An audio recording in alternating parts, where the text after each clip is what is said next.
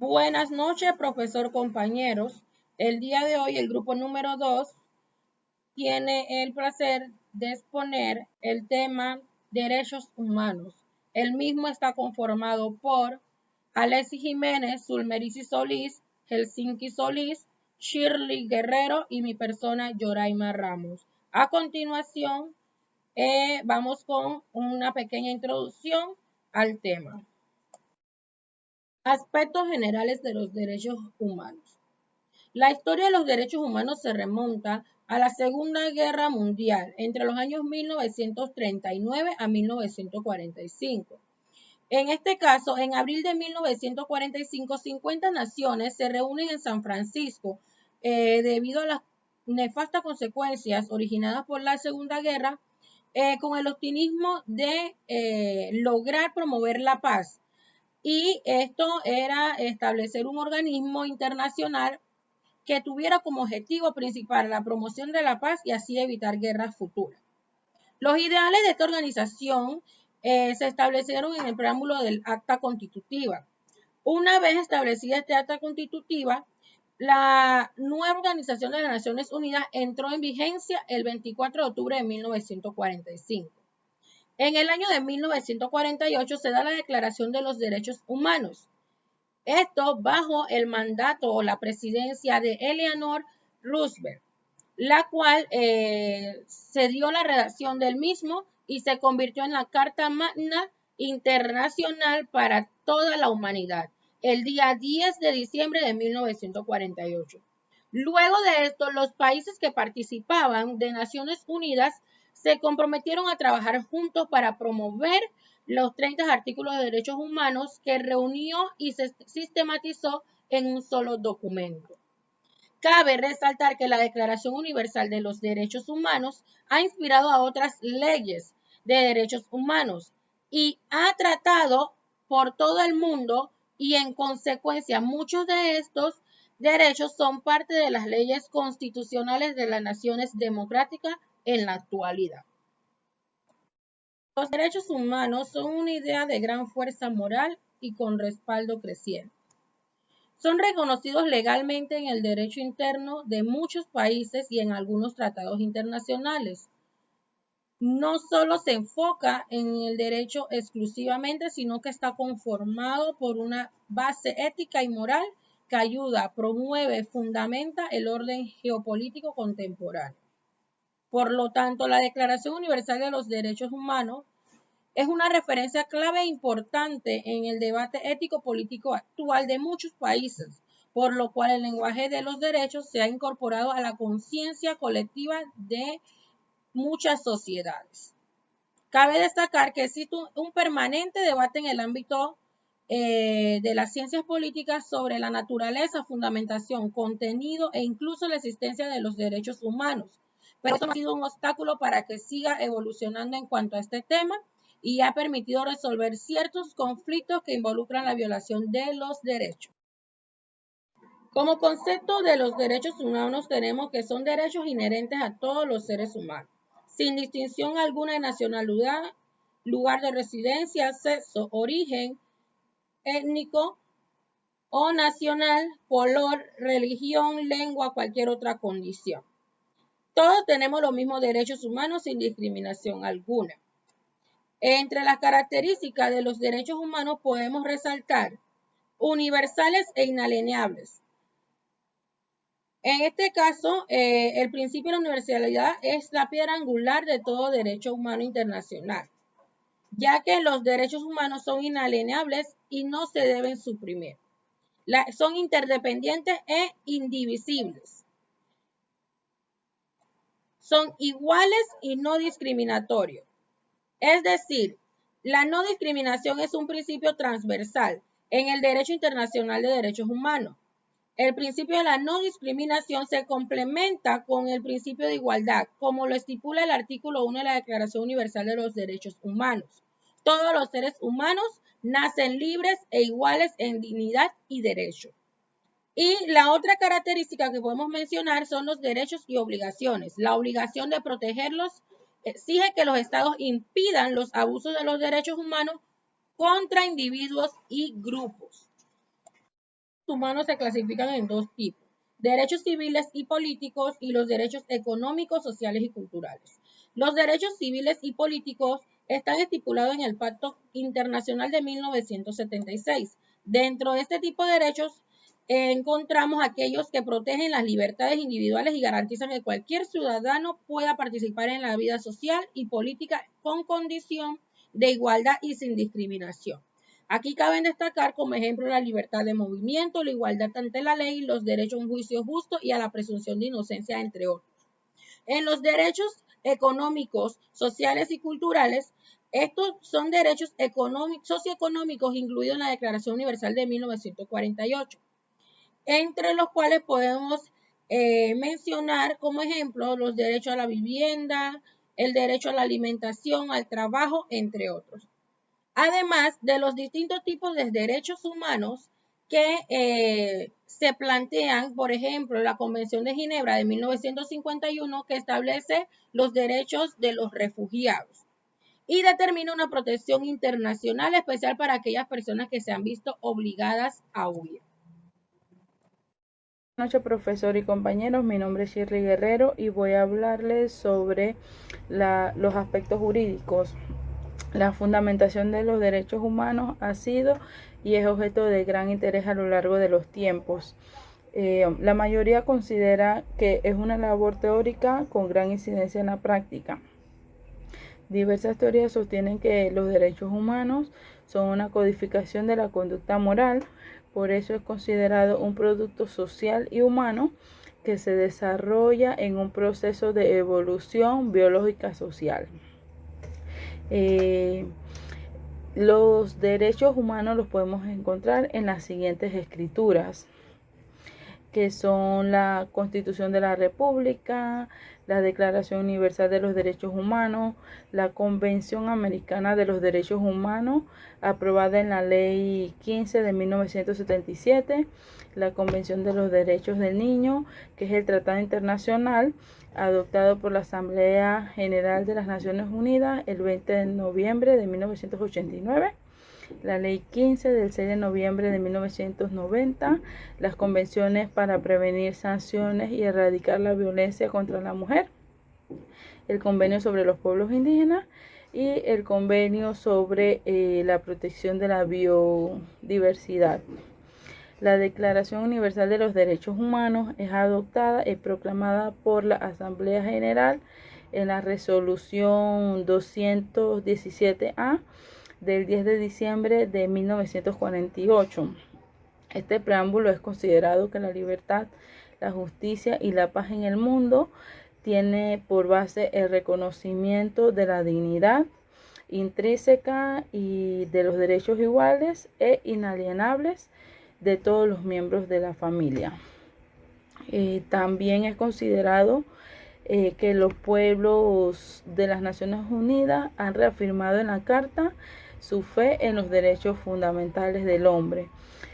Ahora quiero mencionarles algunos de los artículos. El artículo 1 nos dice que todos los seres humanos nacen libres e iguales en dignidad, derechos y dotados como están de razón y conciencia. Deben comportarse fraternalmente los unos con los otros. Para mí este artículo quiere decir que todos nacemos siendo iguales, por ende nadie debe creerse más que los demás y nadie debe de creer. Para mí este artículo quiere decir que todos nacemos siendo iguales, por ende nadie debe creerse más que los demás y nadie debe de creerse inferior, y mucho menos a la hora de defender sus derechos. En el artículo 3 nos dice que todo individuo tiene derecho a la vida, a la libertad y a la seguridad de su persona. En el artículo 18 nos dice que toda persona tiene derecho a la libertad de pensamiento, de conciencia y de religión. Este derecho incluye la libertad de cambiar de religión o creencias, así como la libertad de manifestar su religión o sus creencias individual y colectivamente, tanto en público como en privado, por las enseñanzas, la práctica del culto y la observancia. Como bien detalla este artículo, las personas somos libres de elegir nuestra religión, nuestra forma de pensar, y nadie debe interferir ni obligarnos a elegir algo que no queremos ser. En el artículo 24 nos dice que todas las personas tienen derecho al descanso, al disfrute del tiempo libre, a una alimentación razonable de la duración del trabajo y a vacaciones periódicas pagadas. Y esto lo hemos conformado también en el Código Laboral. Quiero mencionarles los principales pactos y convenios internacionales. Tengo que la Convención de los Derechos del Niño fue ratificada en 196 países, fue adoptada el 20 de noviembre de 1989 y entró en vigor el 18 de enero del 2002. La Convención sobre la eliminación de todas las formas de discriminación contra la mujer fue aprobada en 187 países, fue adoptada el 18 de diciembre de 1979 y entró en vigor el 3 de septiembre de 1981. La Convención Internacional sobre los Derechos de las Personas con Discapacidad fue ratificada en 173 países, fue adoptada el 13 de diciembre de 2006 y entró en vigor el 3 de mayo del 2008. Muy buenas noches, profesor Rodrigo del CIT y compañeros. Mi nombre es Helsinki Solís. Les voy a hablar sobre los derechos humanos en el siglo XXI. La Declaración Universal de los Derechos Humanos Emergentes surge de un proceso de diálogo de diversos componentes de la sociedad civil organizado por el Instituto de Derechos Humanos de Cataluña en el marco del Foro Universal de las Culturas de Barcelona en el 2004, titulado Derechos Humanos, Necesidades Emergentes y Nuevos Compromisos. El 2 de noviembre de 2007, en el marco del Fórum de Monterrey en México, es aprobada la Declaración Universal de los Derechos Humanos Emergentes. Los derechos humanos emergentes suponen una nueva concepción de participación de la sociedad civil, dando voz a organizaciones y agrupaciones nacionales e internacionales que tradicionalmente han tenido poco o ningún peso en la configuración de las normas jurídicas, como las ONG, los movimientos sociales y las ciudades. Frente a los retos sociales, políticos y tecnológicos que plantea la globalización y la sociedad global. La Declaración Universal de los Derechos Humanos no pretende sustituir ni quitar vigencia a la Declaración de los Derechos Humanos de 1948, ni a los instrumentos nacionales e internacionales de protección de los derechos humanos. Más bien, pretende actuar de una manera complementaria, reforzando, ¿verdad?, con el actualizar, responder a esos retos de la sociedad global y actuar desde el punto de vista de ciudadanía participativa.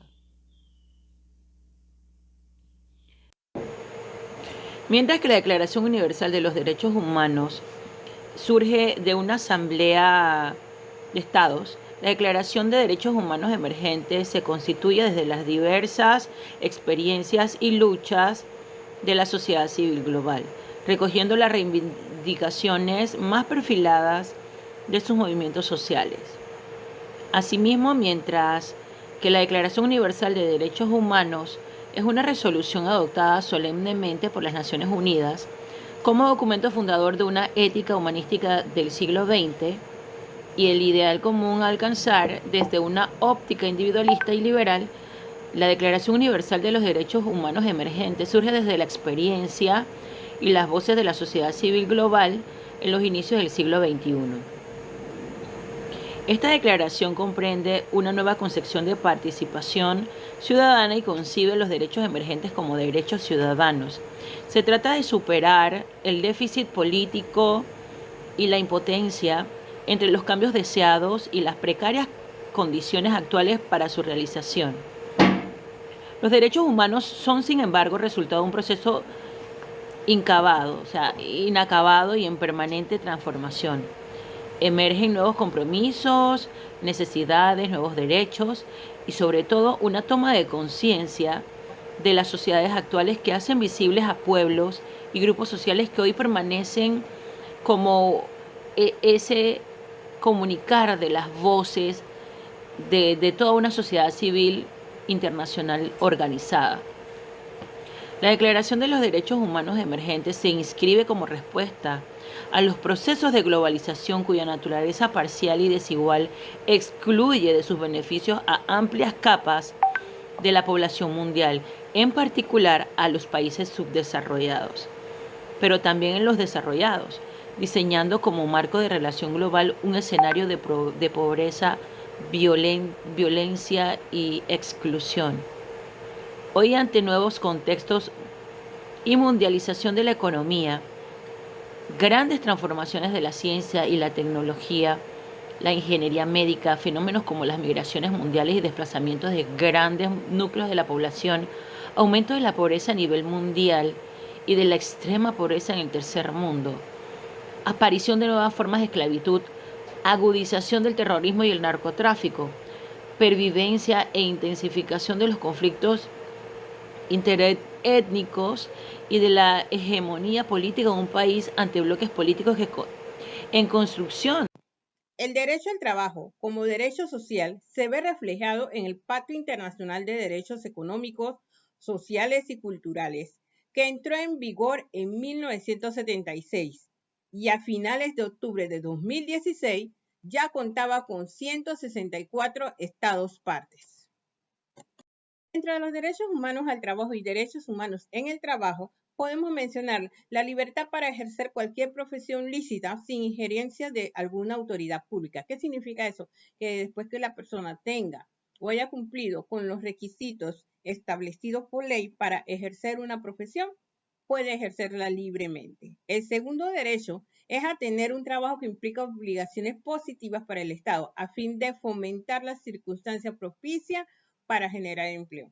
En el caso de los funcionarios públicos, ¿verdad? Que es el área que más puedo conversar, se exige a través de códigos de éticas de diferentes entidades que sigamos una serie de valores para poder destacar el área positiva de la institución. Y 3, dignidad. Toda vez que el trabajo debe cumplirse con un mínimo de condiciones justas. En estas condiciones podríamos decir que se podría hablar del transporte, del equipamiento adecuado, de si requiere el uso de uniformes y equipos que puedan contribuir a desarrollar mejor las funciones realizadas. Entre los elementos interdependientes y esenciales en el ejercicio laboral podemos destacar la disponibilidad. Los estados partes deben contar con servicios especializados que ayuden y apoyen a los individuos para permitir la identificación de empleos disponibles. Esto puede ser a través de bolsas de empleo, de concursos, ¿verdad? Como lo establece la ley de carrera administrativa y otros métodos que puedan resultar factibles para que las personas se puedan enterar sobre la disponibilidad de empleo. El otro elemento es la accesibilidad. Es cuando se proscribe la discriminación al acceso al empleo y conservación de este por motivos indicados en la norma, o sea, por raza, religión, sexo, ideología política, ¿verdad? Todas esas clases de indicadores no se le permite la discriminación. En cuanto a la accesibilidad física, que todo funcionario tiene que contar con el espacio adecuado para poder movilizarse dentro de sus funciones. Y si existe una persona con movilidad limitada, también se tienen que crear los accesos para que esta persona pueda movilizarse dentro de la entidad. La accesibilidad de procurar difundir información sobre los medios para la obtención laboral. Es lo que dije en el punto anterior, ¿verdad? Que no solamente a través de la bolsa de trabajo, de los concursos, de los dictos en algunas entidades, ¿verdad? También se pueden utilizar los medios de comunicación para que las personas conozcan acerca de nuevas posibilidades de empleo. sociales. Entre estos derechos podemos mencionar el derecho a trabajar en condiciones justas y favorables, basado en los artículos 6, 7, 8 y 9 de los derechos humanos. ¿Qué significa eso? Que todas las personas que están realizando una labor tienen derecho a recibir, ¿verdad?, todas las comodidades que se pueden aplicar al puesto que desarrolla. En muchos casos se puede reforzar esta con procedimientos y equipos especiales que pueden ayudar a desarrollar mejor una función. 2. El derecho a la protección social a un nivel de vida adecuado y el disfrute del más alto nivel posible de salud física y mental. Esto va concadenado al primer derecho. ¿Por qué? Porque muchas veces existen trabajos estresantes, ¿verdad?, donde no se toma en consideración ese hábito de oxigenar al personal. El personal realiza labores estresantes por mucho tiempo y de allí salen consecuencias que afectan tanto su vida emocional como su salud física y psíquica. El tercer derecho habla sobre la educación y a gozar de los beneficios derivados de la libertad cultural y el progreso científico. Este derecho es un derecho tan válido que hemos notado que últimamente se están capacitando de manera virtual a los funcionarios públicos en este caso, ¿verdad?, para que vayan conociendo las normas existentes y vigentes en cuanto a los derechos laborales, así mismito como en otras temáticas. Estos derechos están basados en los artículos 13, 14 y 15 de Derechos Humanos. Buenas noches, profesor, compañeros todos. Continuando con nuestra exposición, les voy a interpretar los artículos del 12 al 17 de los 30 que son los derechos universales. El artículo 12 indica que el derecho a la privacidad. Esto quiere decir que todo individuo tiene derecho a la protección en caso de que alguien trate de calumniarte, de entrar en tu casa sin permiso o violar tu correspondencia. Artículo 13, derecho a la libertad de movimiento. Todo individuo tiene derecho a circular por tu país y a elegir dónde desea vivir. También derecho a salir del país, a regresar. Artículo 14, derecho de asilo. Para ser más amplio y para explicar con detalle, hemos tomado este artículo como referencia para la explicación de cuál es el derecho que tiene el refugiado en Panamá y sus normativas que lo amparan, ¿verdad? Eso al finalizar de las interpretaciones de los 5 artículos que le estoy definiendo o que le estoy interpretando, entonces iniciaré pues explicando este artículo 14 con más desarrollado, con más amplitud, ¿verdad? Continuamos con el artículo 15, que es el derecho a la nacionalidad. Todo individuo tiene derecho a ser ciudadano de un país y una nacionalidad. Artículo 16, derecho al matrimonio y a la familia. Todo hombre y mujer tienen derecho a casarse al llegar a la edad legal del matrimonio sin limitaciones de raza, nacionalidad o religión. Las familias tienen derecho a la protección del gobierno y del sistema judicial. Y por último el artículo 17, derecho a la propiedad privada. Todo individuo tiene derecho a poseer bienes. Nadie tiene derecho a privarte de ellos arbitrariamente. Artículo 14, derecho de asilo.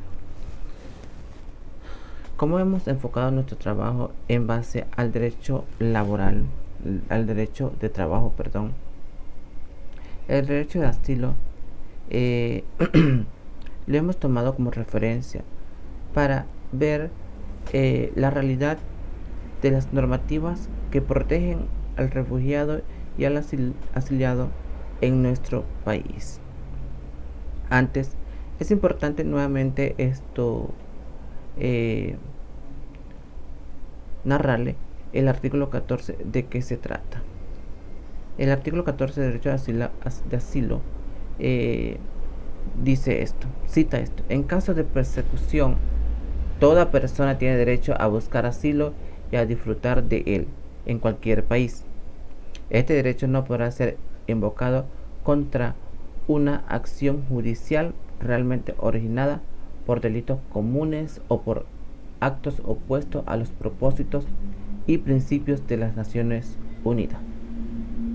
¿Qué quiere decir este artículo? Si te persigue en tu país, tienes derecho a buscar asilo en otro. Para entrar de lleno y entender más este artículo, nosotros hemos definido el término refugiado. De acuerdo con la Convención de Ginebra sobre el estatus de los refugiados, un refugiado es una persona que, debido a fundados temores de ser perseguido por motivos de raza, religión, nacionalidad, pertenencia a un determinado grupo social u opinión político, se encuentra fuera del país de su nacionalidad y no puede, a causa de dichos temores, no quiere acogerse a la protección de su país, o que, careciendo de nacionalidad y hallándose a consecuencia de tales acontecimientos fuera del país donde antes tuviera su residencia habitual, no puede, o a causa de dichos temores no quiere regresar a él. Definición de solicitud de asilo: es quien solicita el reconocimiento de la condición de refugiado y cuya solicitud todavía no ha sido evaluada en forma definitiva, y ya sea por instituciones del estado de acogida o por una institución que, bajo la autorización del estado de acogida, ejecute esta labor. Generalmente los sistemas nacionales de asilo determinan si las personas que solicitan asilo merecen protección internacional como regionales. Se determina si los solicitantes de asilo califica para el estatus de refugiado o alguna otra forma de protección internacional, así como su debida aplicación. Respecto al refugiado, la normativa nacional que rige el derecho al trabajo de personas refugiadas se encuentra en la Ley 5 de 1977, artículo 17, artículo 18, artículo 19 y el artículo 24. También en el decreto número 5 del 16 de enero del 2018, para aquellas solicitudes presentadas a partir de su vigencia, artículo 83, numeral 9 y 12. El decreto ejecutivo número 23 de 1998, artículo 53, numeral 8 y 9. Para aquellas solicitudes presentadas hasta el momento de su vigencia, el decreto ley número 3 del 2008, artículo 26, y la ley 74 del 2013, artículo 7. Según la legislación mencionada, una vez que la solicitud para la determinación de la condición de refugiado sea aprobada por la Comisión, las personas refugiadas reconocidas acceden a los mismos derechos que un residente temporal, incluyendo el derecho al trabajo, la obligación de pagar impuestos y cuotas de seguridad social e igual condición que los nacionales, así como el pago de los servicios migratorios 107. A su vez, la ley 74 establece la posibilidad de aplicar a la categoría migratoria de residente permanente después de residir en el país con la condición de refugiado por al menos 3 años. Sin embargo, la normativa resulta inadecuada, ya que el proceso de admisibilidad puede demorarse hasta 3 años en algunos casos, impidiendo así su vinculación con el mercado laboral. De igual manera, De igual manera, el carnet que se le otorga a la persona refugiada reconocida es un documento diferenciado al del documento de identidad de una nacional, lo que dificulte el acceso al mercado laboral por desconocimiento de parte de los empleadores sobre el alcance del mismo. Estos limitantes provocan que refugiados reconocidos recurren al trabajo precario o informal. En el caso de los solicitantes, la situación se agrava aún más, ya que carece un permiso de trabajo o documento que les permite acceder a medios de vida dentro de la economía formal, vendiéndose por lo tanto obligados a recurrir a la economía informal de subsistencia que permite cubrir sus necesidades de alimento, salud, educación y otros. Protección al refugiado. Las barreras burocráticas más grandes son las que incrementan el momento de acceder al permiso de trabajo. Los costos mismos pueden llegar a 100 balboas o $100 americanos. Para obtenerlo, aunque no sea muy alto, resultan limitantes para las personas refugiadas. De hecho, han existido casos en que por no renovar de manera rápida el permiso, pierden su empleo. Por otro lado, las personas refugiadas que acceden a la residencia permanente y que tramitan un permiso de trabajo indefinido necesitan de una representación legal. Afortunadamente, en algunas medidas, esta necesidad está cubierta por algunas organizaciones de la sociedad civil que trabajan activamente en el tema. De igual manera, la persona refugiada experimenta discriminación en sus lugares de trabajo, pues que existen ciertos campos laborales que aparentemente son exclusivos para personas panameñas de nacimiento o personas extranjeras nacionalizadas. Dichas áreas son, por ejemplo, la abogacía, la ingeniería, la arquitectura, la contabilidad, la medicina, el periodismo y la trabajadora o el trabajador social. De igual manera, en el artículo 110 del Código Trabajo se estipula que los empleadores deben contratar un porcentaje del 90% de mano de obra panameña y el 10% de mano de obras extranjeras. Es decir, no técnica ni de confianza. Tratarse de la contratación de una persona extranjera que ingrese bajo la condición técnica o persona de confianza, el porcentaje podrá aumentar a un 15%. Igualmente, el 12 de septiembre de 2017 se aprobó la Ley 59, publicada en la Gaceta Oficial 28365, que modifica los artículos 20, 125 y adiciona el artículo 20A al Código de Trabajo 111. Mediante este cambio, las multas a las empresas que contraten personal extranjero sin permiso de trabajo aumentaron. Mientras dichas multas anteriormente oscilaban entre 50 a 5.000 balboas panameñas, ahora pueden llegar a 10.000 balboas panameñas si se comprueba reincidencia, además de una posible suspensión temporal o definitiva de operaciones de acuerdo a lo establecido. Por otro lado, el acceso a la justicia está garantizado para las personas refugiadas en el caso de que sus derechos laborales sean vulnerados. Diagnóstico: derecho al trabajo refugiados solicitantes.